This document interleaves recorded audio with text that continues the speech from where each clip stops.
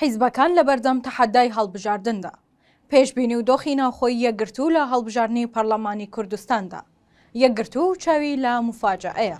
هەڵبژاردنی ئەمجارەی هەرێم پێدەچێت بۆ یەکگرتووی ئیسلامی تا ڕادەیەک دڵخۆشکەر بێت. بۆ پێی ئەو حیزبە لە هەڵبژاردنی ڕابردووی عێراق دەنگەکانی زیادی کرد. یەکگرتوو ئێستا لە سنووری دهۆک خۆی وەک پێشەنگی ئۆپۆزیسیۆن بەرامبەر بە پارتی دەبینێت.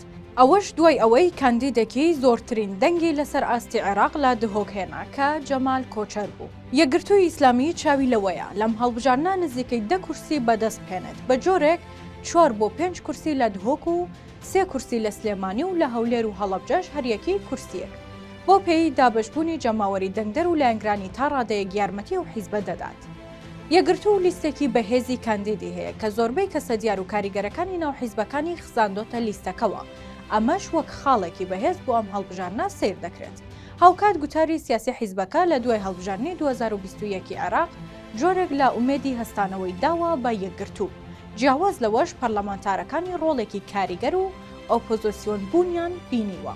کشانەوەی یەکگرتووش لە حکوومەتە خۆجێیەکان وەک خاڵێکی دیکەی بەهێزی ئەو حیزبە سیر دەکرێت و دەیەوێت لە ڕێگای ئەم خاڵا بەهێزانەیەوە دەنگ بەدەستپێنێت و ببێتە هێزێکی کاریگەر.